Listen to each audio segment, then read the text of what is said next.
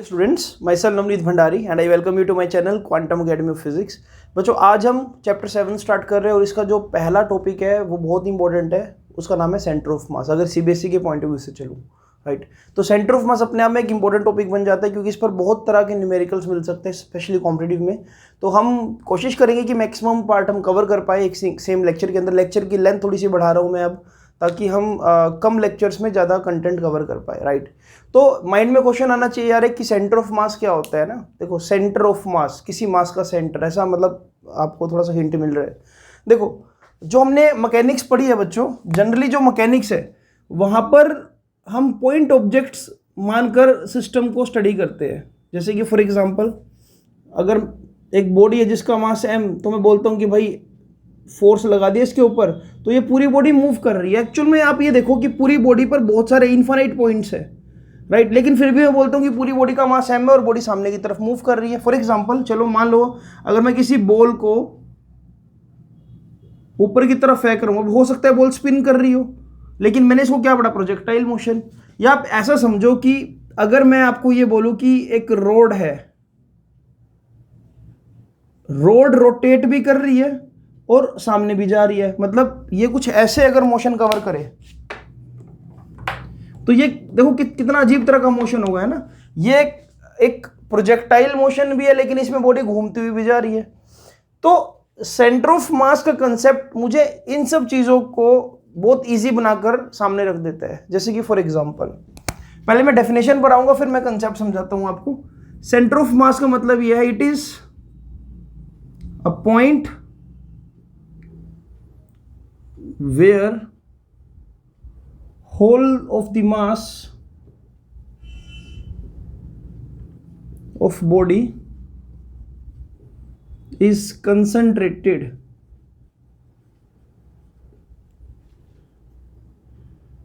for uniform body, uniform या for definite shapes, symmetrical bodies बोल सकता हूं मैं।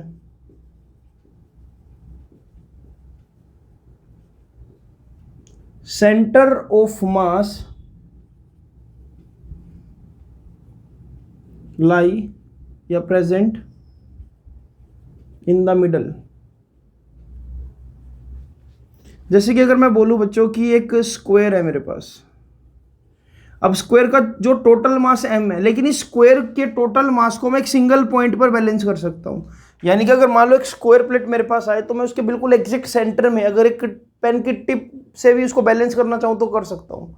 सेम वे में अगर आपको ये बोलूं कि मैंने इस पर फोर्स लगाया F और एक फोर्स यहां से लगा दिया F, राइट, तो ऑब्वियसली इसका मोशन सामने की तरफ होगा, रिजल्टेंट ये होगा। अब आप हमेशा नोटिस करना, आप एक्चुअल में बोलते हो कि बॉडी सामने की तरफ मूव कर रही है। हम पता है किसका मोशन लेते हैं, हम सेंटर ऑफ मास का मोशन लेते हैं कि बॉडी का सेंटर ऑफ मास सामने मूव कर रहा है।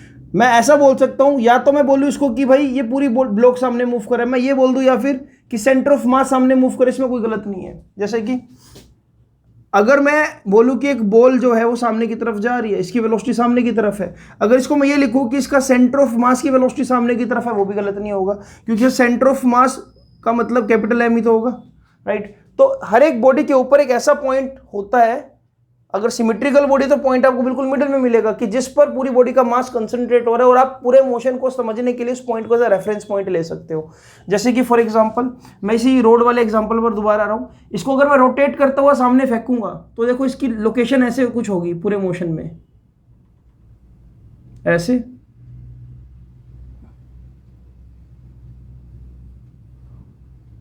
कुछ ऐसे,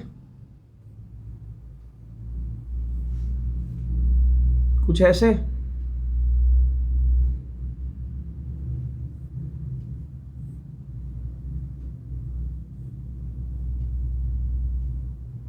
कुछ ऐसे,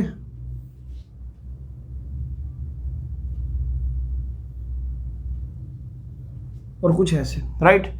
अब अगर मैं इसका ये वाला पॉइंट देखूं, मान लो पॉइंट P, अब ये पॉइंट यहां पर ऐसे है, राइट, यहाँ पर पॉइंट ऊपर चला गया, यहाँ पर पॉइंट यहाँ चला गया, यहाँ पर पॉइंट यहाँ चला गया। मेरे लिए इजी पता क्या रहेगा, मैं काम करता हूँ, रोड का सेंटर देखो, रोड का मास m है, मैं काम करता हूँ इसका पॉइंट लोकेट कर लेता हूँ जहाँ इसका पूरा मास कंसंट्रेट हो रहा है। मान लो इस पॉइंट पर कंसंट्रेट हो रहा है, this point C, this point C. अगर मैं इन पॉइंट्स को देखो ड्रॉ करूँ तो मैं प्रोजेक्टाइल मोशन को बहुत इजीली समझा सकता हूँ। लेकिन अगर मैं पूरी रोड को देखने लगूँ, अब इसका मास बेशक यूनिफॉर्मली डिस्ट्रीब्यूटेड है, लेकिन मेरे लिए सबसे ईजी क्या रहेगा, सेंटर ऑफ मास, क्योंकि इसकी कोई रोटेशनल वेलोसिटी नहीं है, इसके पास कोई एंगुलर वेलोसिटी नहीं है, इसके पास एंगुलर क्या है, इसके पास कोई लीनियर वेलोसिटी नहीं है, क्योंकि v का मतलब क्या होता है आर ओमेगा। और सेंटर से अगर मैं देखूँ तो r की वैल्यू क्या है, 0। तो हमारे लिए बहुत इजी हो जाएगा अगर मैं सेंटर ऑफ मास का कंसेप्ट लेकर चलूँ, राइट। तो हर पॉइंट पर मैं क्या ले सकता हूँ, वेलोसिटी ऑफ सेंटर ऑफ मास, यानी कि अगर मैं यहाँ कंपोनेंट ड्रॉ कर रहा हूँ कुछ इस तरह से, तो मैं बोलूंगा velocity of centre of mass cos theta, this angle is theta, और बोलूंगा velocity of centre of mass sin theta. और हम ऐसा ही करते आए हैं, है ना। एक बॉल फेंकी, कोई भी आप ऑब्जेक्ट को फेंको, तो मैं इसको पॉइंट ऑब्जेक्ट इसलिए ले पा रहा हूँ क्योंकि वो पॉइंट ऑब्जेक्ट एक्चुअल में सेंटर ऑफ मास है। बॉल तो कैसे मर्जी स्पिन होकर भी जा सकती है, कोई रोड तो ऐसे भी जा सकती है सामने की तरफ, लेकिन हम किसको आधार मान रहे हैं, सेंटर ऑफ मास को, ताकि हमारे लिए सर्कुलर मोशन वैनिश हो जाए, हम सिर्फ प्रोजेक्टाइल मोशन से इसको समझा सके, है ना। तो एक्चुअल में सेंटर ऑफ मास हम इसलिए यूज करते हैं कंसेप्ट को, कि सेंटर ऑफ मास हमारे लिए इन प्रॉब्लम्स को, जो कि टिपिकल प्रॉब्लम्स हैं, इनको काफी इजी बना देते हैं, राइट। फोर्स लगाया जी, मास इनटू में acceleration of centre of mass, momentum देखना है, मास इनटू में वेलोसिटी ऑफ सेंटर ऑफ मास। इस तरह से मैं क्वेश्चंस को कर पाता हूँ, राइट। अब हमको ना ये सीखना है कि सेंटर ऑफ मास को एक्चुअल में लोकेट कैसे करते हैं, मतलब किस तरह से ये एक्चुअल में वर्क करता है। देखो एक सिंपल सा कंसेप्ट है बच्चों, कि अगर मैं बात करूं कि मान लो मेरे पास दो पार्टिकल्स है, ठीक है, suppose I have two particles, या टू पार्टिकल बोल लो चलो, या बॉडीज बोल दो। एक बॉडी है मेरे पास m1 और दूसरी बॉडी बच्चों मेरे पास है m2। इनके सेंटर से लेकर सेंटर तक का जो डिस्टेंस है वो r है, राइट। इनके सेंटर से लेकर सेंटर तक का डिस्टेंस क्या है, r। अब अगर मुझे देखना हो कि इसका सेंटर ऑफ मास कहाँ लोकेट करेगा, तो अगर m1 is equal to m2 है तो सेंटर ऑफ मास लाई करेगा एग्जैक्ट मिडिल में, यानी कि अगर मैं इसको बीच में से बैलेंस करना चाहूं तो कर सकता हूं दोनों मासेस को। अगर m1 ग्रेटर देन m2 है, मतलब अगर ये वाला मास इससे ज्यादा है, तो ये लाई कहां पर करेगा, टुवर्ड्स m2। अगर m2 ग्रेटर देन m1 है तो ये कहां पर लाई करेगा, टुवर्ड्स m1। समझाने की कोशिश करता हूं। देखो अगर आपके पास एक यूनिफॉर्म रोड है जिस पर मास डिस्ट्रीब्यूशन बिल्कुल इक्वल है, तो सेंटर ऑफ मास बिल्कुल एग्जैक्ट सेंटर में लाई करेगा, क्योंकि यहां पर एक पेन के टिप पर या एक निडल पर भी मैं इसको बैलेंस कर सकता हूं, क्योंकि आधा मास यहां पर आ जाएगा और आधा मास यहां पर आ जाएगा। मास कंप्लीटली आपने डिस्ट्रीब्यूट कर दिया और एग्जैक्ट सेंटर में, इससे इधर भी m/2 मास है, इससे इधर भी m/2 मास है, बैलेंस हो गया। लेकिन अगर मैं ऐसा कर दूं बच्चों, इस रोड को थोड़ा सा ऐसा कर दूं इस तरह से, तो आपको ये नजर आ रहा है कि जो हैवीर साइड है वो ये वाली है, मतलब थोड़ा सा मैसिव पार्ट होगा ये वाला। तो सेंटर ऑफ मास जो एग्जैक्ट पहले सेंटर में था, ठीक है, जो पहले एग्जैक्ट सेंटर में था, वो अब शिफ्ट होकर शायद यहां पर आ जाएगा, इस जगह पर, हैवियर साइड या मैसिव साइड बोल दो आप, राइट। क्योंकि अब इस पोर्शन में, मतलब अगर मैं सेंटर से देखूं तो सेंटर की यहां पर ज्यादा मास है और यहां पर कम है।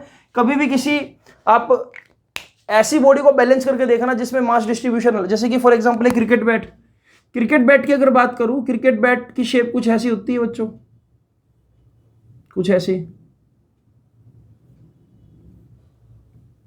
सेंटर ऑफ मास के यहां पर लोकेट होगा आपको बजाय कि मिडिल के, राइट। तो सेंटर ऑफ मास का मतलब यह है कि कहां पर पूरे बॉडी का मैं मास को बैलेंस कर सकूं, राइट। मिडिल की बजाय वो यहां पर मिलेगा। अब ऐसे ही मैं देखो, आपको जो मेन की पॉइंट लिखना है वो ये लिखना है कि अगर m1 ग्रेटर देन m2 है तो सेंटर ऑफ मास सेंटर से कहां पर शिफ्ट हो जाएगा, इधर की तरफ। अगर m2 ग्रेटर देन m1 कर दो तो इधर की तरफ बैलेंस होगी बॉडी, ठीक है। अब ना हम पहले काम करते हैं, इसको ना थोड़ा जनरलाइज करते हैं, ठीक है। इसको आप चाहो तो नोट डाउन कर सकते हो, इसको थोड़ा सा मैं जनरलाइज करता हूं, हम एक्सप्रेशन फाइंड आउट करने की कोशिश करते हैं इसका। देखो अगर मैं इसको प्लेन में देखूं,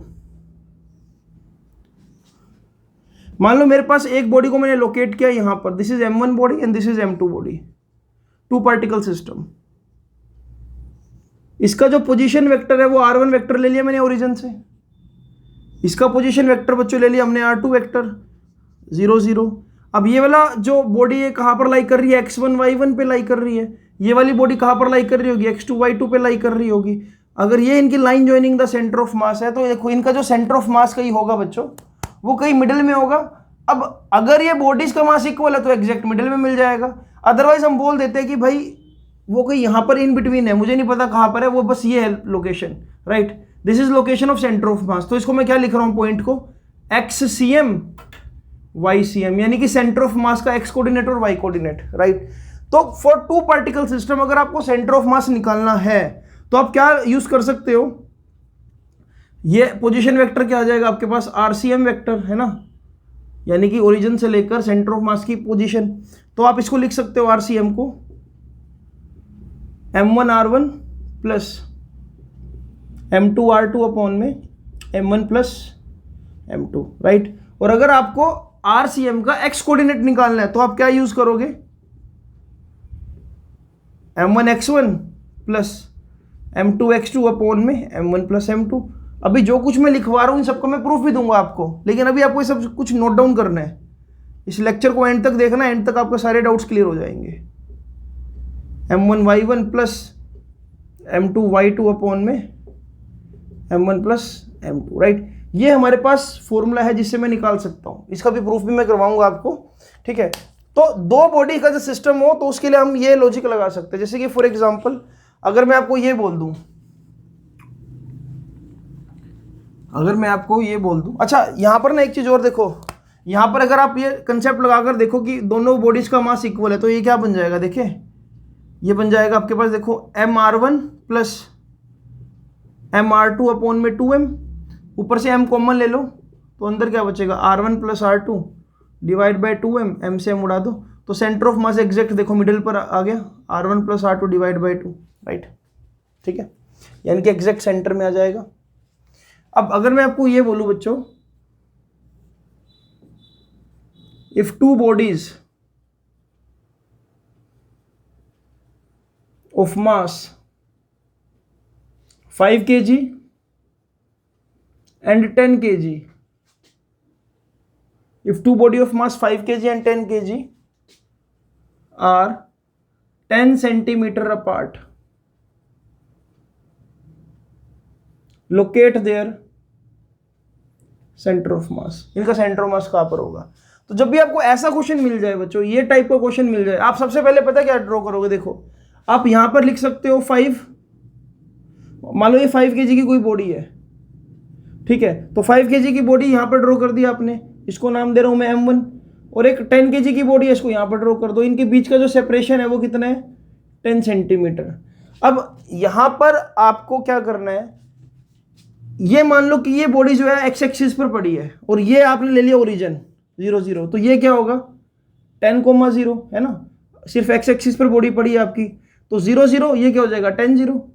अब फॉर्मूले के अकॉर्डिंग अगर चलूं तो फॉर्मूला क्या होगा, मुझे निकालना है सेंटर ऑफ मास ना, तो एक्सीएम m1 x1 plus m2 x2 upon में m1 प्लस m2, मेरी बात सच हो जाएगी। देखो मैं आपको बता सकता हूं कि सेंटर ऑफ मास 10 kg की बॉडी के आसपास होगा, तो m1 की वैल्यू कितनी है आपकी 5, तो 5 इंटू 0 0, m2 x2, m2 क्या आपके पास, ये आपके पास m2 है ना 10 kg, m2 कितना है 10, x2 कितना है 10 divide by m1 plus m2 यानी कि 15, तो बेटा जो xcm की वैल्यू आई वो कितनी आई 100 डिवाइड बाय 15, 100 डिवाइड बाय 15 आई, यानी कि अगर मैं इसको सोल्व करने लगूं तो ये कुछ ऐसे आ जाएगा आपके पास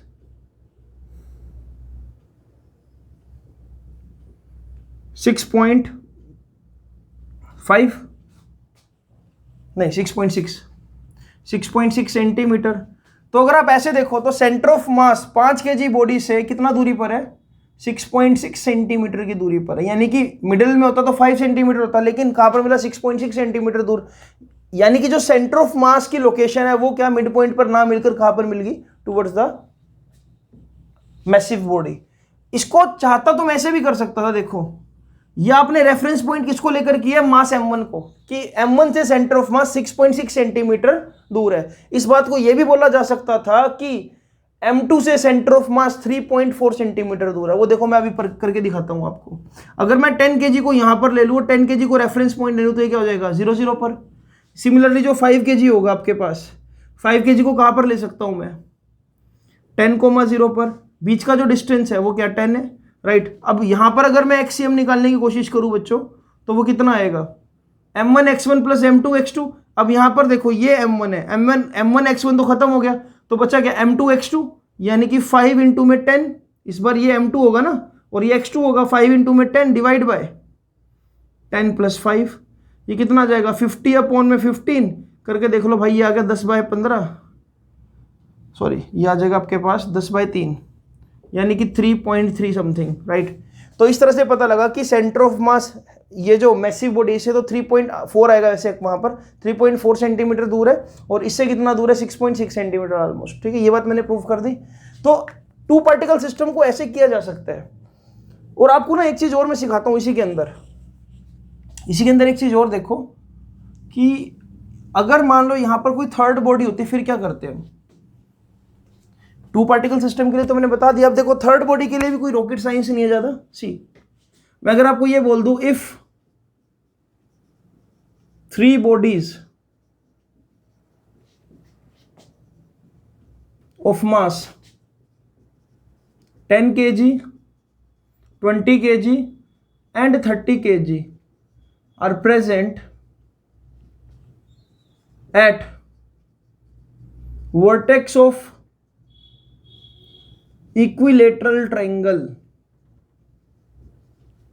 right, then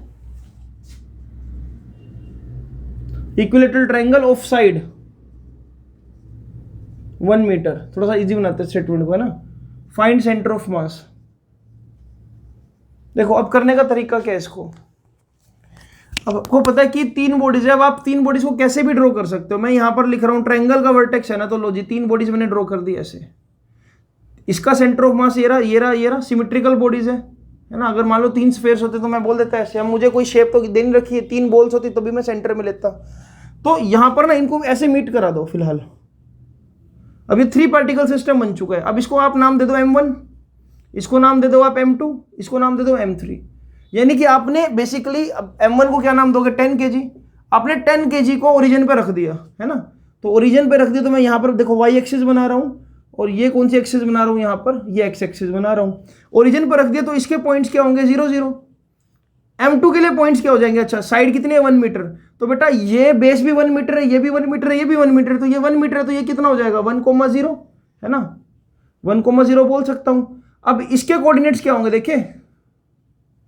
देखो आपको अल्टीमेटली फॉर्मूला क्या लगाना है, एक्सीएम के लिए आपको क्या चाहिए होगा m1x1 plus m2x2 plus m3x3 upon में m1 plus m2 plus m3। अब आपको अल्टीमेटली 3 मास चाहिए, तो आपको पता है m1 m2 m3 और 3 ही आपको x की वैल्यू चाहिए। x1 0 है, x2 1 है, x3 निकालना है। तो x3 कितना होगा, मिडिल से देखो ना यार, अगर ये 1 है तो ये वाला पॉइंट कितना होगा 1/2। तो x की वैल्यू क्या आ गई 1/2।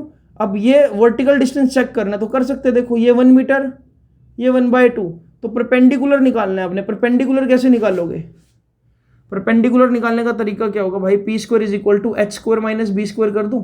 हाइपोटेन्यूज कितना है 1 का स्क्वायर माइनस 1 का स्क्वायर 1 ही आ जाएगा। बेस कितना है 1/2, तो 1/4, तो यही 1/2 और 3/4 आ जाएंगे पॉइंट्स, है ना। 1/2 और 3/4 आ गए पॉइंट्स ये वाले। तो अब आपने निकाला इसका सेंटर ऑफ मास, तो निकाल दो। ये 10 kg है, ये m2 कितना है 20 kg है, और m3 कितना है 30 kg है, ठीक है। इसको करने का एक तो ये तरीका है। अब x कोऑर्डिनेट निकालो पहले। तो x कोऑर्डिनेट क्या आएगा, लिख रहा हूं एक्सीएम m1 x1, तो m1 कितना है 10 और x1 कितना है 0। This is x1 y1, this is x2 y2 and this is x3 y3। तो m1 कितना है आपके पास 10, तो 10 इंटू में 0 प्लस m2 x2 20 इंटू में 1 प्लस m3 x3 यानी कि 30 इंटू में 1/2। टोटल मास कितना है बेटा 10 30 360 60 आ गया, है ना। टोटल मास कितना है 60 kg। जब मैं सोल्व करूंगा इसको तो कितना है बेटा 20 + 15 अपॉन में 60, ये आ जाएगा आपके पास 35/60। सोल्व करूं इसको तो आएगा 7/12। तो x कोऑर्डिनेट कितना आ गया आपके पास 7/12 सेंटीमीटर। ठीक है, इसी तरह से वाई कोऑर्डिनेट निकाले अब इसका सेंटर ऑफ मास का। देखो सेंटर ऑफ मास, देखो मैं आपको बताऊं मेरे हिसाब से कहां पर होगा। सबसे पहले आप ये लोकेट करो कि ये 10 है और ये 20 है, तो सेंटर ऑफ मास 10 और 20 के लिए यहां पर आ गया कहीं मिडिल में। अब यहां पर आपका M1 प्लस M2 का सेंटर ऑफ मास लाई करता है। अब बात आती है कि ये M3 और इस सिस्टम का सेंटर ऑफ मास कहां पर होगा, राइट। तो ये टोटल मास कितना है, ये टोटल मास है बेटा 30, और ऊपर ये टोटल मास कितना है 30, और ये कितना है 30, तो एग्जैक्ट कहीं मिडिल में यहां पर होगा सेंटर ऑफ मास, राइट। तो हमको वही पॉइंट ढूंढना है ये वाला कि ये एक्ससीएम और वाईसीएम क्या है, तो वही मैं निकाल रहा हूं। यहां से मुझे एक्ससीएम का तो पता लग गया, एक्ससीएम कितना आ रहा है 7/12 आ रहा है। ठीक है, यानी कि 7/12 का मतलब 0.5 से कुछ ज्यादा है ना। 7/12 का मतलब है 0.5 से कुछ ज्यादा। देखो 0.5 से कुछ ज्यादा तो आ रहा है हॉरिजॉन्टल डिस्टेंस। वर्टिकल डिस्टेंस निकालना है कितना होगा, तो मेरे हिसाब से वर्टिकल डिस्टेंस जो होना चाहिए देख लेते हैं। चलो अंदाजा क्या, YCM की वैल्यू क्या आ जाएगी बच्चों, M1 Y1 plus M2 Y2 plus M3 Y3 divide by M1 plus M2 plus M3। अब आपको पता है M1 कितना है बेटा 10, इंटू में 0, प्लस M2 कितना है 20, इंटू में 0। देखो फायदा कितना हुआ हमको है ना, अगर हम कोई एक पर्टिकुलर पॉइंट को ओरिजिन पे कंसिडर कर ले तो हमारे लिए देखो कैलकुलेशन बहुत आसान हो जाती है। ठीक है, 20 इंटू 0 बचा क्या 30, 30 के साथ क्या Y3 की वैल्यू 3/4, तो लिख रहा हूं यहां पर 30 इंटू में 3/4 डिवाइड बाय टोटल कितना है 60। तो बेटा जो Y की वैल्यू आएगी वो कितनी आ जाएगी, यहां से ये खत्म 30 यानी कि 90/4, और नीचे क्या चल रहा है साथ में 60 भी चल रहा है। तो बच्चे ये आ गया हमारे पास 9 में 6 4 जा 24, 3 3 जा 9, 3 8 जा 24, यानी कि Y की वैल्यू कितनी आ गई 0.37 सेंटीमीटर, राइट। तो Y की वैल्यू कितनी आ गई 0.37 सेंटीमीटर। इस तरह से आप इसको निकाल सकते थे। ठीक है, तो यानी कि जो आप पॉइंट आपने लोकेट किया है यहाँ पर, ये कितना है हॉरिजॉन्टली कितना आएगा, हॉरिजॉन्टली आ गया आपका 7/12, यानी कि अगर आप चाहो तो इसको ऐसा भी लिख सकते हो, जो पॉइंट मिला आपको वो कितना मिला 7/12, 3/8। तो इस तरह से आप 3 बॉडी का सेंटर ऑफ मास निकाल सकते हो बच्चों। ठीक है, तो ऐसे करना था। 2 पार्टिकल का आसान है, 3 पार्टिकल का भी आसान है। अब थोड़ा सा आगे चलते हैं इससे। ठीक है, इसको नोट डाउन कर लो। चलो अब आगे एक और चीज देखते हैं बच्चों। सी, अगर मैं आपको ये बोलूं बच्चों कि देयर आर 4 सफेयर्स या 4 बॉडीज लिख लो, अभी सफेयर पे बाद में आएंगे। There are 4 bodies of mass 10 kg present at vertex of square of side 10 meter. Find location of center of mass.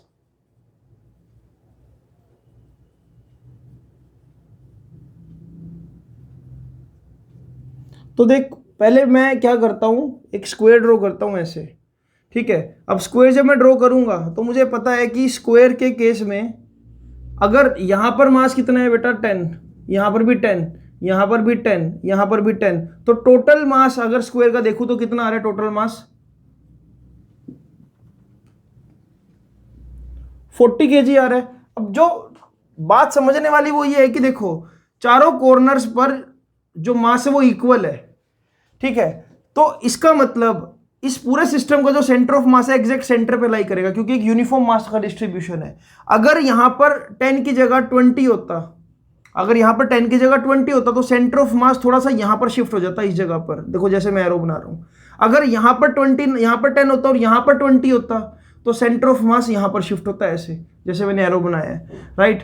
तो अगर यहां पर सभी जगह 10-10 kg है तो इसको करना बहुत आसान है। देखो सेंटर ऑफ मास की लोकेशन ढूंढनी है ना मैंने। देखो अब आपको पता है कि centre of mass exact centre में लाई करेगा, और टोटल कितनी साइड, ये कितना दे रखा है आपको 10 मीटर दे रखा है मैंने।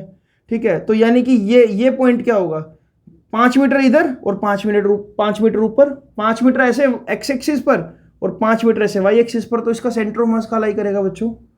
5,5 पर। तो कुछ बॉडी का सेंटर ऑफ मास में देखते ही बता सकता हूँ, है ना, कुछ बॉडी का सेंटर ऑफ मास में देखते ही बता सकता हूँ कि कहाँ पर लाई करेगा। इसको करने का एक तरीका और भी था, देखो कैसे। पहले इन दो बॉडी को सोल्व करो, मान लो ये M1 है, ये M2 है, दोनों बॉडी इक्वल है, सेंटर ऑफ मास कहाँ पर आ जाएगा बेटा? 5 पर, है ना, ये 10 है तो यहाँ पर 5 पर आ गया। तो यहाँ पर मैं दो बॉडीज बना रहा हूँ M1 प्लस M2, इनका टोटल मास इस पॉइंट पर एक्ट करता है। सेम वे में आप क्या करो, इन दो बॉडी का कहाँ पर लाई करेगा? यहाँ पर, इस जगह पर। तो यहाँ पर मान लो M3 और M4 का सेंटर ऑफ मास लाई कर रहा है, ये बॉडी क्या है? M3 और ये क्या है? M4, right. अब दो बॉडीज के बीच का डिस्टेंस कितना है बच्चों? टोटल मास ये कितना है बेटा? 20 kg हो गया। ये मास कितना हो गया टोटल? 20 kg। और बीच की दूरी कितनी है? 10। तो आपको पता है कि centre of mass 20 kg exact कहाँ पर आ जाएगा? 5 पर, राइट। और ये लोकेशन कितनी है? वर्टिकली 5, हॉरिजॉन्टली भी 5, ठीक है। तो इसको करने का ऐसा तरीका भी है, ठीक है। सिमेट्रिकल बॉडीज में आपके लिए चीजें बहुत आसान रहेगी, ठीक है। अब ऐसे ही आपको मैं एक क्वेश्चन देता हूं जो 3D में है थोड़ा सा, ठीक है, सोचने की कोशिश करना है इसको। तो ये बेसिक आइडिया है सेंटर ऑफ मास का, इसमें बहुत कुछ है, ठीक है। अगर मैं आपको ये बोलूं कि there are 4 masses and they are present like this, वो एक स्क्वायर के वर्टेक्स पर प्रेजेंट है, स्क्वायर के वर्टेक्स पर प्रेजेंट है, तो इसको ऐसे बना देता हूं,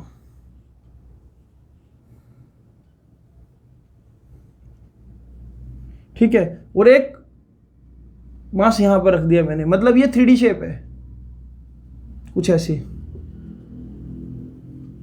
ये बॉडी का सेंटर से इसके डिस्टेंस कितना है बच्चों? A है, राइट। ये भी साइड A है, ये भी साइड A है, ये भी साइड A है, और ये वाली साइड भी है, स्क्वायर है ना। आपको बताना है कि इस पर्टिकुलर शेप का अगर मैं बोल दूं ये मास भी M है, ये मास भी M है, ये मास भी M है, और ये मास भी M है, और ये मास भी M है, क्वेश्चन ये आता है इस पे, what is location of centre of मास? इस क्वेश्चन को कैसे करोगे, है ना, बढ़िया क्वेश्चन। देखो क्वेश्चन बहुत आसान है, मतलब सिमेट्री से देखो कैसे काम करेंगे हम। अगर ये स्क्वायर है बच्चों, स्क्वायर का टोटल मास कितना है? M M M और M, टोटल मास कितना है स्क्वायर का? 4M है। मैंने बोला कि सेंटर ऑफ मास वो लोकेशन है जहां पर पूरी बॉडी का मास कंसंट्रेट हो जाता है। तो यानी कि इन सब का जो मास है, अगर ये स्क्वायर है, तो आपको नहीं लगता कि इस पॉइंट पर जो टोटल मास कंसंट्रेट होगा वो 4M हो जाएगा? अगर M M M M यहां पर है तो बेटा इस पॉइंट पर मैं बैलेंस कर सकता हूँ सारे मास को। तो ये लोकेशन क्या होगी? 4M। और इससे देखो, अब इसको मैं देखो कितना सिंपल सा सवाल बना रहा हूँ। ये 4M और दूसरा मास कहाँ पर है? मान लो यहाँ पर है, राइट। इनके बीच की दूरी कितनी है बच्चों? A। तो इसको ओरिजिन पर मान लो 0 0, इसको क्या लिखोगे आप? A,0।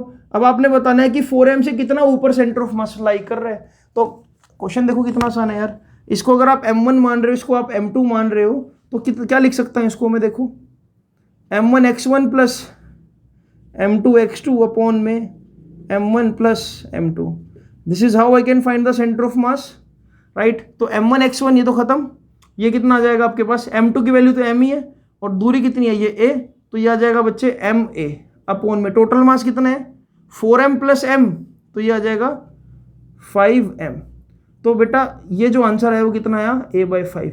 यानी कि 4M से या स्क्वायर के सेंटर से A/5 दूरी पर, यानी कि कहीं यहां पर सेंटर ऑफ मास लाई करेगा, ठीक है। अगर मैं सेंटर से लोकेशन देखूं, सेंटर में यहां पर मास कितना है? 4M, ऊपर कितना है? M। तो टोटल डिस्टेंस कितना है इनके बीच में? A। तो मैं बोल रहा हूं शायद यहां पर इस पॉइंट पर, ये पॉइंट कितना ऊपर है? यहां से A/5, इतना ऊपर इस पूरे सिस्टम का सेंटर ऑफ मास लाई करेगा। सिमेट्री का खेल है, सिमेट्री में खेल गया मैं आपके साथ, है ना। आसान था ना बिल्कुल। ऐसे ही देखो और क्या क्वेश्चन आ सकता है आपके पास, और क्या क्वेश्चन आ सकता है, इसको भी मैं रब कर रहा हूं फिलहाल। अभी फॉर्मूला भी ड्राइव करेंगे, कोई ऐसी बात नहीं है बच्चों, फॉर्मूला भी ड्राइव करेंगे। देखो अगर मैं आपको बोल दूं कि 3 spheres are joined together as shown in figure, spheres की जगह लिख रहा हूं आइडेंटिकल स्फेयर्स। आइडेंटिकल का मतलब है कि उनका मास बिल्कुल सेम है। इस तरह से मैंने स्फेयर्स को बच्चों ज्वाइन कर दिया। यार बिल्कुल गोल गोल बना लेना इनको आप, ठीक है। इसका मास भी मान लो m है, इसका मास भी m है, इसका मास भी m है, राइट। तो इस पूरे सिस्टम का सेंटर ऑफ मास बताओ कैसे और कहाँ पर लाई करेगा, है ना। अच्छा क्वेश्चन। तो देखो इसको करने का भी तरीका है। अगर इस पूरे स्फीयर का मास m है तो इसके सेंट्रल पॉइंट का मास भी क्या होगा बच्चों, m होगा, है ना। सेंटर ऑफ मास ढूंढ लो इसका। इसको भी एक टाइनी पार्टिकल मान लो, ये रहा इसका सेंटर ऑफ मास m। इसको भी टाइनी पार्टिकल मान लो, ये रहा इसका सेंटर ऑफ मास, राइट। जब आपने पार्टिकल से ढूंढ लिए तो आपको ये भी पता होगा कि ये रेडियस है r और ये भी क्या होगा r, तो ये 2r, ये भी 2r और ये भी 2r। पार्टिकल्स के बीच का डिस्टेंस देखो 2r 2r और 2r। तो एक ट्रायंगल आपको मिल गया बच्चों यहां पर, ये कि ये m है, ये भी m है, ये भी m है और दूरी कितनी है 2r 2r और 2r। अब आप क्या कर सकते हो, ऐसा कर सकते हो आप कि आप यहां पर एक ओरिजिन मान लो। लो जी क्वेश्चन खत्म कर दिया आपके लिए मैंने। ये 0,0, ये कितना हो जाएगा 2r,0, ये कितना हो जाएगा, ये कितना हो जाएगा, देखो x की वैल्यू r है ना, x दूरी तो r हो गई, टोटल 2r है तो ये इतना कितना होगा r होगा। और वर्टिकल कितना होगा, ये वर्टिकल कितना होगा, देखा 2r स्क्वायर में से r स्क्वायर माइनस कर दे, परपेंडिकुलर निकालना है ना, तो 2r स्क्वायर हाइपोटेन्यूज में से बेस माइनस कर दे और अंडर रूट ले ले, ये आ जाएगा 4r स्क्वायर माइनस r, मतलब ये आ जाएगा आपके पास r,√3r, ठीक है।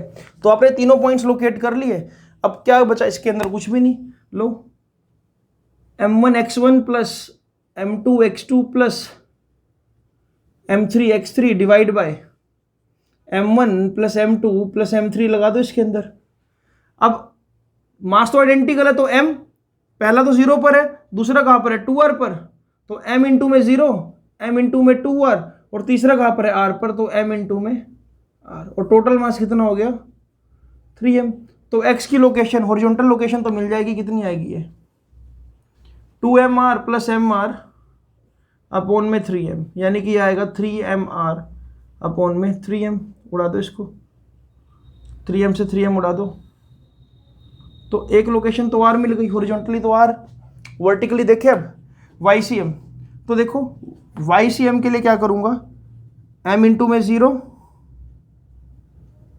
m इंटू में 0 और ये क्या हो जाएगा m इंटू में √3r डिवाइड बाय क्या होगा 3m। तो जब मैं ये देख रहा हूँ यहाँ पर तो मुझे मिल रहा है mr√3 अपॉन में 3m, m से उड़ा दो, ये आ जाएगा r बाय में √3। तो लोकेशन क्या मिली बच्चों r, r√3। अगर मैं यहाँ से देखूँ इस पॉइंट से, राइट, तो इस तरह से हम क्वेश्चंस को करते हैं। कोई भी मैसिव बॉडी मिले सिमेट्रिकल, उसका सेंटर ऑफ मास लोकेट कर लो और क्वेश्चन कर दो। 3 पार्टिकल सिस्टम के लिए आसान है, 4 पार्टिकल सिस्टम के लिए भी यही करना, कुछ इसमें रॉकेट साइंस नहीं है, ठीक है। एक और क्वेश्चन करवाता हूं आपको बच्चों, एक और क्वेश्चन देख लेते हैं हम। आज मैं सिर्फ सिमेट्रिकल बॉडीज की बात कर रहा हूं और अगले लेक्चर में हम सेंटर ऑफ मास का मोशन भी स्टडी करेंगे, ठीक है। अगला क्वेश्चन मैं लिख देता हूं बोर्ड पर। तो बच्चों एक क्वेश्चन ऐसा आ जाता है कि आपको एक एल शेप लेमिना दे देंगे और ये बोल देंगे कि भाई मास डिस्ट्रीब्यूशन यूनिफॉर्म है, एक ही तरह का मास है सारा कुछ, इसका सेंटर ऑफ मास लोकेट करो। डायमेंशन दे दिया आपको इसके अंदर, डायमेंशन ऐसे दिए कि ये जो है 2 मीटर है, ये भी 2 मीटर है, ये 1 मीटर है, राइट। तो ये बचा हुआ भी कितना होगा 1 मीटर ही होगा, ठीक है। ये 2 मीटर है तो ये अगर मैं यूनिफॉर्म डिस्ट्रीब्यूशन देखूँ तो ये भी कितना होना चाहिए 1 मीटर और ये भी कितना होना चाहिए 1 मीटर, राइट। तो इसका डायमेंशन बना लो जरा एक बार, ये 2, ये 2, ये 1, ये 1 और ये भी 1, राइट। जल्दी से नोटबुक पर डायमेंशन बनाओ, फिर इसको थोड़ा सा मैं अपने हिसाब से लिख रहा हूं। तो मुझे इसका सेंटर ऑफ मास लोकेट करना है। अब देखो मैं क्या करूंगा, इसको ना एक प्लेन के अंदर कंसीडर कर लो। पहला काम क्या करो, एक प्लेन बना दो। मान लो ये जो हो गया, ये हो गया वाई एक्सिस और ये जो हो गया यहां से निकलता हुआ ऐसे एक्स एक्सिस। अगर ये 0,0 है बच्चों तो ये क्या होगा 2,0, राइट। ये वाला पॉइंट क्या होगा, अच्छा पॉइंट भी देख लेते हैं पहले। अब देखो 3 kg का मास है ना इसका, तो देखो इसके अंदर एक्चुअल में ना ये बन रहा है कुछ बच्चों, एक तो स्क्वायर बन रहा है, ये एक स्क्वायर ये बन रहा है और एक स्क्वायर ये बन रहा है, राइट। तो यहां पर हम क्या मान के चलेंगे कि मास डिस्ट्रीब्यूशन बिल्कुल इक्वल है, यानी कि इस स्क्वायर का 1 kg मास है, इस स्क्वायर का भी 1 kg मास है और इस स्क्वायर का भी 1 kg मास है, ठीक है। तो जब भी एल शेप वाला क्वेश्चन आ जाए तो it means there are 3 squares. इसका centre of mass exact middle में होगा यहाँ पर, इसका यहाँ पर एग्जैक्ट मिडिल में होगा, इसका भी एग्जैक्ट मिडिल में होगा, राइट। तो यहाँ पर देखो एक ट्रायंगल फॉर्मेशन हो रही है कुछ ऐसे, यानी कि मेरे लिए जो m1 मास है वो यहाँ पर लोकेट करता है। इसको थोड़ा सा क्लोज लिखो, ठीक है। मेरे लिए m1 मास यहाँ पर लाई करता है, m2 मास यहाँ पर लाई करता है और m3 मास यहाँ पर लाई करता है। और आपको ये भी पता है कि यहाँ पर m1 equals to m2 equals to m3 कितना है, सभी के सभी 1 kg के हैं। लोकेट करें पोजीशन, ये 0,0 है, ये टोटल 2 मीटर था, तो ये कितना होगा बच्चा 1,0, तो ये कितना होगा m1 का। तो m1 के जो पॉइंट्स है वो क्या है x1 y1, तो ये पॉइंट लोकेट करें, ये टोटल 1 है, तो ये हॉरिजॉन्टल डिस्टेंस कितना हो जाएगा 1/2, और y1 कितना हो जाएगा, देखिए ये कितना है 0,1 और ये कितना है 0,2, क्योंकि टोटल ये कितना है 2 है, तो ये क्या है 0 0 0 1 0 2, ये कितना होगा बेटा, ये भी 1/2 होगा। तो m1 के कोऑर्डिनेट्स मिल गए मुझे x1 y1। सिमिलरली m2 के ढूंढे, अब m2 ये रहा। अब ये वर्टिकल ये हॉरिजॉन्टल देखो कि कहाँ तक पहुंच गया, यहाँ तक पहुंच गया। तो ये कितना है यहाँ पर 0, ये 1, तो ये 1 और 2 के मिडिल में है, तो ये कितना हो जाएगा बच्चों 3/2 बोल दो इसको, यानी कि 1.5। x तो कितना आ गया यहाँ पर, यानी कि x2 की वैल्यू 3/2, और वर्टिकली कितना होगा ये, वर्टिकली तो वहीं पर ये भी जिस पर ये लोकेशन है देखो, ये वर्टिकली कितना है 1/2, तो ये आ जाएगा बच्चों 1/2, यानी कि y2 भी लोकेट कर लिया आपने। अब हम m3 के लोकेट करें पॉइंट्स, m3 के लिए पॉइंट्स क्या x3 और y3, ये पॉइंट्स है यानी कि x3 और y3। अब देख हॉरिजॉन्टली कितना है, ये हॉरिजॉन्टली कितना है सिर्फ 1/2, तो यानी कि x3 की वैल्यू क्या आ जाएगी 1/2, y3 की वैल्यू कितनी आ जाएगी, देखो ये वाला पॉइंट, ये 1 और 2 के बीच में है बिल्कुल एग्जैक्ट, तो यानी कि 3/2 1.5 बोलूंगा इसको, है ना। क्या इस सिचुएशन से जो मैंने पॉइंट्स निकाले खुद से, उससे मैं सेंटर ऑफ मास लोकेट कर पाऊंगा, मुझे सारी चीजें तो पता लग गई। तो देखिए अगर मैं x निकालने की कोशिश करूं तो m1 तो 1 है, 1 इंटू में x1 कितना है 1/2 प्लस m2 इंटू में x/2, यानी कि पहला भी कितना आ जाएगा 1/2 आ जाएगा, प्लस दूसरा कितना आ जाएगा 1 इंटू में 3/2 यानी कि 3/2, तीसरा कितना आ जाएगा m3 इंटू x3 यानी कि 1/2, डिवाइड बाय टोटल मास कितना है 3, 1 + 1 + 1। तो ये देखो सोल्व करके क्या बन रहा है बच्चों, ये बन रहा है 1 3 और ये 5/2 इंटू में 3, यानी कि x की वैल्यू कितनी आ गई 5/6। सिमिलरली अगर y की बात करूं m1 y1 यानी कि 1/2 प्लस m2 y2 यानी कि अगेन 1/2, m3 y3 यानी कि 3/2 डिवाइड बाय टोटल मास कितना है 3, तो ये भी बच्चों कितना आ गया 5/6।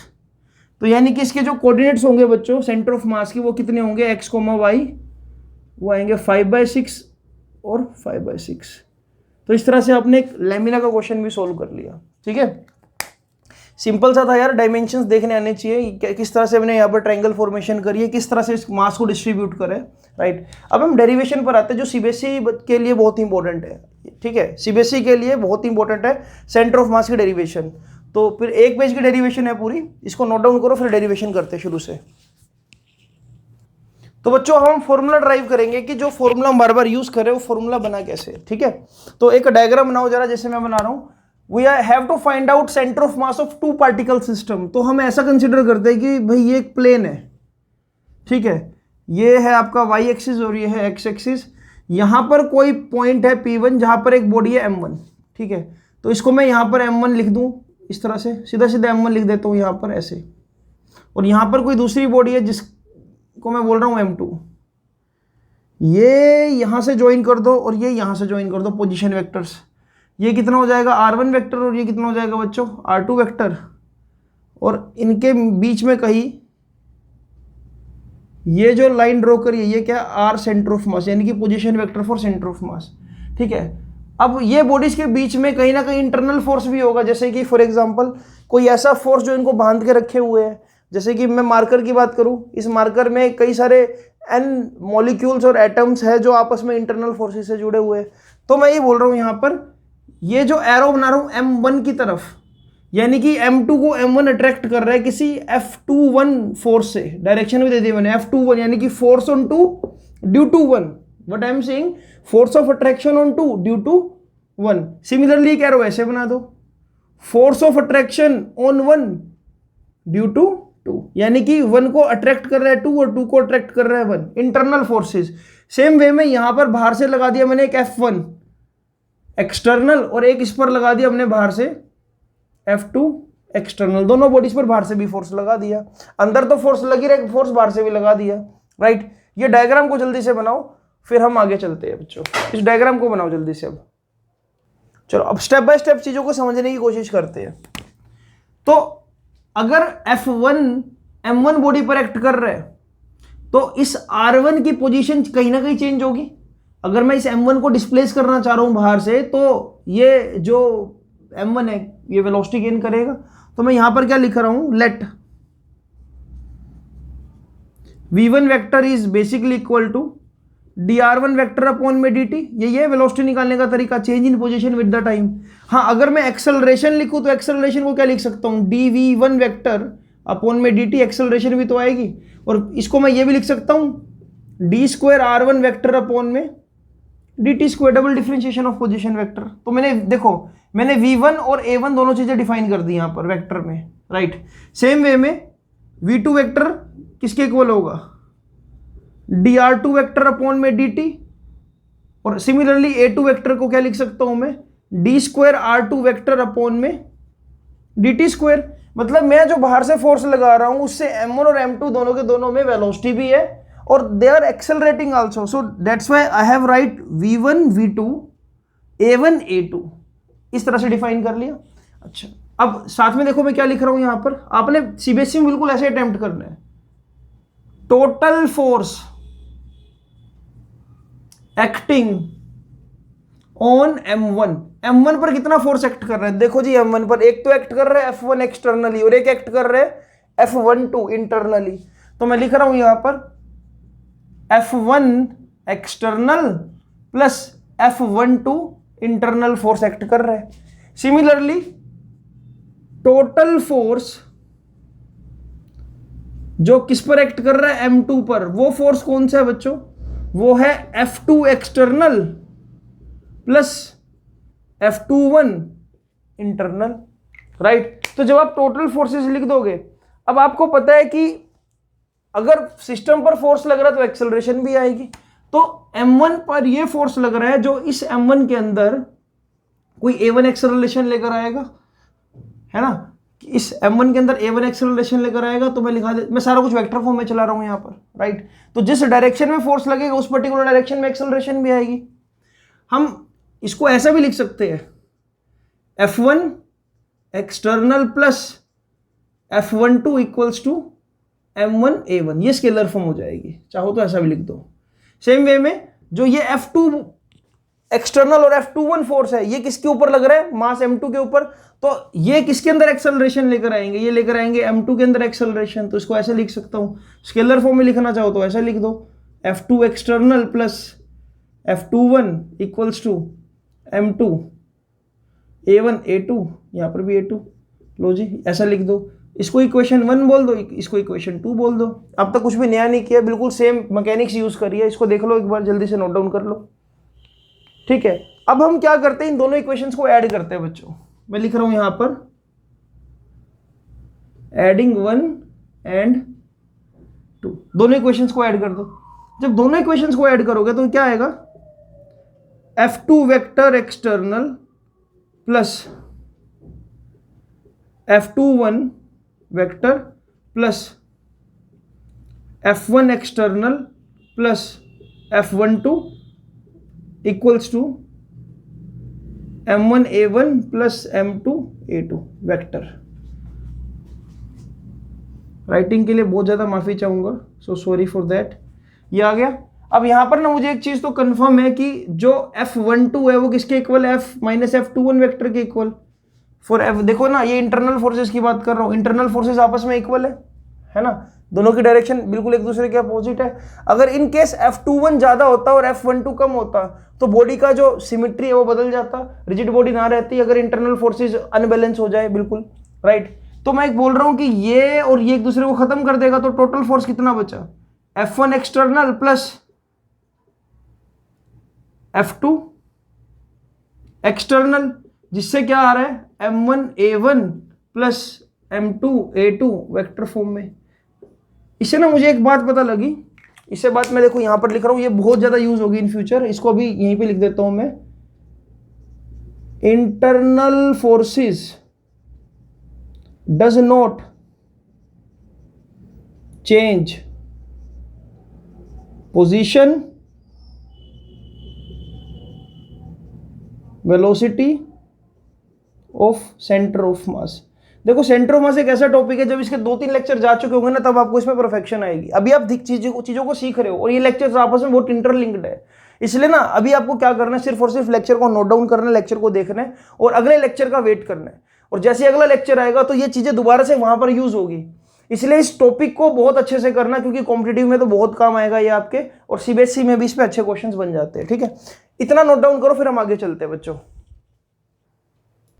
तो बच्चों आगे देखो जरा, तो मैं ये बोल रहा हूं कि पूरे सिस्टम पर जो एक्सटर्नल फोर्स लग रहा है वो क्या है, F1 एक्सटर्नल और F2 एक्सटर्नल, दोनों को अगर मैं ऐड कर दूं तो नेट फोर्स क्या आएगा, वेक्टर सम F वेक्टर आ जाएगा यहां पर, है ना।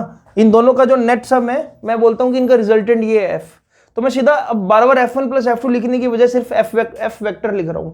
अब आप एक चीज समझना जरा, ये F वेक्टर वो फोर्स है जो इन दोनों का रिजल्टेंट है। क्या ये पूरे बॉडी के सेंटर ऑफ मास को अफेक्ट कर रहा होगा, तो मैं लिख रहा हूं पूरी बॉडी का मास इनटू में एक्सेलरेशन ऑफ सेंटर ऑफ मास, है ना, इसको ये लिख सकता हूं।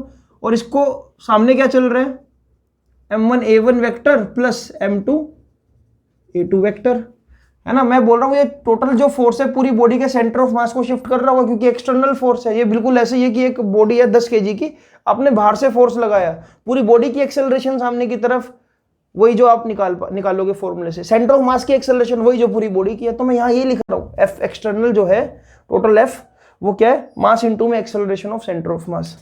अब समझो जरा इस चीज को कि क्या मैं ऐसा लिख सकता हूं, देखो जो A1 है, M1A1 को क्या लिख सकते हैं हम, d स्क्वायर बाय में dt square of R1 vector. Same way में M2A2 को क्या लिख सकता हूं, d स्क्वायर अपॉन में dt square of R2 vector, right. और मुझे क्या मिला यहाँ पर, ACM। इस टोटल मास को नीचे डिवाइड में ले जाओ। इसके बाद अगला काम क्या, अगला काम देखो, कॉमन ले लो। कॉमन क्या है इसमें से, इसको मैं रब कर रहा हूं यहां से थोड़ा सा बच्चों, इसमें से कॉमन क्या आ रहा है, डी स्क्वायर बाय में dt स्क्वायर, अंदर क्या बचा, M1R1 vector plus M2R2 vector upon में total mass M।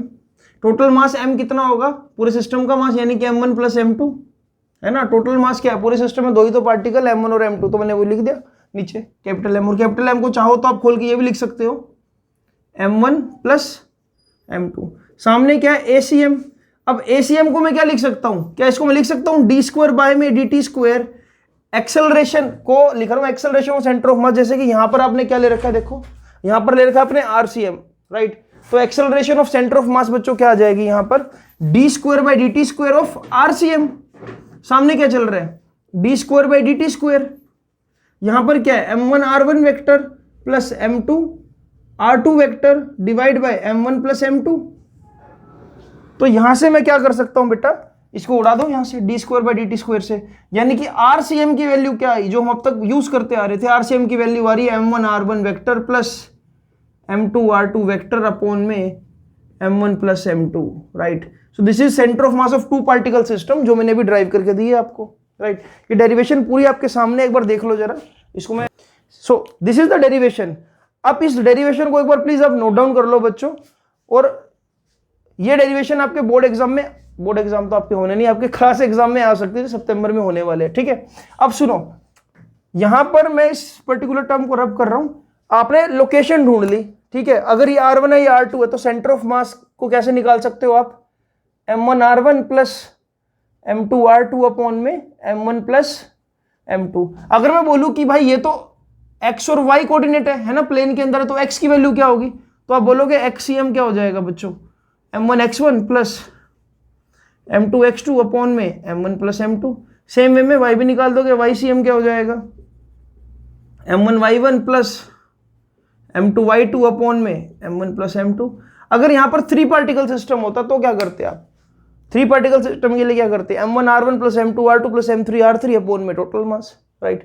So this is the way how you can derive expression for center of mass of two particle system. But अभी picture में बाकी है मेरे दोस्त, क्योंकि इसके अगला जो लेक्चर होगा उसमें भी सेंटर ऑफ मास का डिस्कशन चलेगा। ये लेक्चर ऑलरेडी थोड़ा लंबा हो चुका है, बट हाँ इंट्रोडक्टरी पार्ट है। आज हमने ये सीखा कि सेंटर ऑफ मास क्या है। सेंटर ऑफ मास किसी भी एक रिजिड बॉडी या किसी भी एक बॉडी का वो पॉइंट है जहां पर पूरा मास बॉडी का कंसंट्रेट हो जाता है। और इन एक्चुअल में आपको एक चीज बताता हूँ, सेंटर ऑफ मास ऐसा जरूरी नहीं है कि हमेशा बॉडी के अंदर लाई करे। ये सब चीजें हम अगली लेक्चर में सीखेंगे, तो इस लेक्चर को यहीं पे वाइंड अप कर रहा हूँ। आज सिर्फ आपने ये सीखा कि for 2 particle system, for 3 particle system centre of मास कैसे निकालते हैं, राइट? ओरिजिन कैसे लेते हैं हम, एक भी पॉइंट को आधार मान लो और वहां से क्या पॉइंट्स निकाल दो। तो ये जो पर्टिकुलर डेरिवेशन है 3 नंबर के लिए बहुत इंपॉर्टेंट है, तो इसलिए प्लीज इसको कर लेना, एग्जाम में जरूर आएगी आपके, ठीक है? इसी के साथ इस वीडियो को ओवर करते हैं बच्चों, मिलते हैं आपसे अगली वीडियो में। और लेक्चर को साथ साथ देखते रहो, नोट्स बनाते रहो। हमारी क्वांटम ऐप पर सारे नोट्स अवेलेबल है ऑलरेडी। अगर आप इस चैनल से नए जुड़े हो अभी, तो प्लीज़ प्ले स्टोर से क्वांटम एकेडमी ऑफ एजुकेशन की ऐप को डाउनलोड करो और वहाँ पर आपको सभी लेक्चर्स के नोट्स मिल जाएंगे। So have a great day ahead, see you in next lecture.